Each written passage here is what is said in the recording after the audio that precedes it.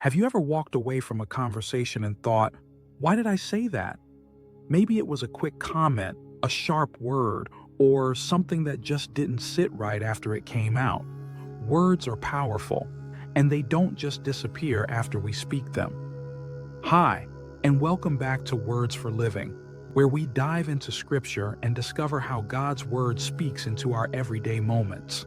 Today, we're looking at how our words reflect our faith and how we can use them to bring life, not harm. Our key verse is Ephesians chapter 4:29, and if you've ever wished you could hit undo on something you said, this one's for you. Let's revisit today's scripture. Do not let any unwholesome talk come out of your mouths, but only what is helpful for building others up according to their needs, that it may benefit those who listen. Ephesians chapter 4:29, NIV. This verse is one of those that quietly challenges us every single day because it applies to just about every conversation, every text message, every social media post, and every moment we open our mouths. It's not just about the big dramatic statements. It's also about the small, everyday words we often say without thinking. The original Greek word for unwholesome here is sapros, which literally means rotten or decayed. Think of spoiled fruit, something that was once nourishing but has now turned sour. Paul is saying, don't let anything like that come out of your mouth. No bitter gossip, no biting sarcasm, no words that rot the atmosphere around you. Instead, let your words be full of life, full of grace, full of intentional good. And he doesn't stop at don't speak badly. He flips it and gives us a better way. Only speak what is helpful for building others up according to their needs. That's incredibly intentional. He's saying our words should be crafted not just to sound nice, but to meet the actual needs of the person hearing them. It's not about flattery. It's not about people-pleasing. It's about using our words in a way that leaves the other person stronger, not weaker, uplifted, not torn down. This kind of speech doesn't come naturally. In our frustration, our fatigue, or even in our boredom, we often speak too quickly, or we default to complaining, joking at someone's expense, or critiquing more than encouraging. We've all been there. But when we remember that we are representatives of Jesus, his ambassadors, as 2 Corinthians 5:20 says, everything changes. Our speech isn't just our voice anymore. We are carrying the voice of Christ to the people around us. And Jesus's words were always purposeful, always filled with truth and grace, always aimed at building someone up, restoring, healing, or calling them into deeper life with God. Think about the people in your life, your coworkers, your spouse, your kids, your friends. Do your words help them become more of who God created them to be? Or do your words chip away at their confidence, their peace, or their sense of worth? And what about the words you speak to yourself? Self-talk matters too.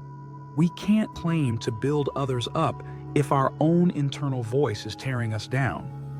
This verse invites us to be mindful not just of the content of our speech, but also of the impact of our speech. Are we speaking life? Are we planting seeds of truth, encouragement, and peace? Or are we letting frustration, insecurity, or bitterness sneak into our words? God's word reminds us that our tongues can be used as tools for healing or weapons that harm. And each day, we get to choose.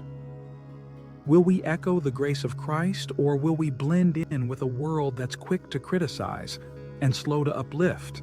It's a sobering truth, but also a powerful opportunity, because just one encouraging word, just one intentional affirmation, can be exactly what someone needs to keep going.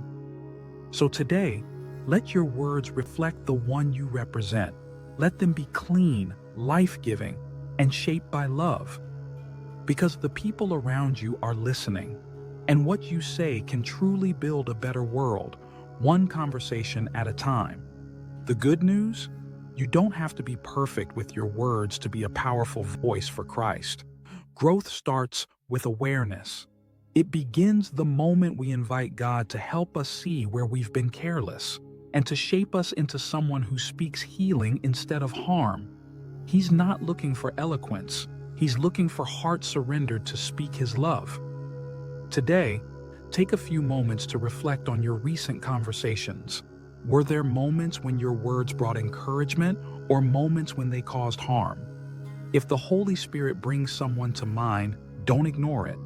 Reach out, apologize if needed, and choose to make it right. Ask God to give you a fresh filter for your speech, where each word passes through the questions. Is this helpful? Is this kind? Does this reflect Christ? Then, challenge yourself to offer one sincere word of encouragement to someone today. You never know how deeply one well-timed comment can minister to someone's heart. Let's pray. God, I confess that sometimes my words are careless or reactive. Forgive me for the times I've spoken in ways that didn't reflect your heart.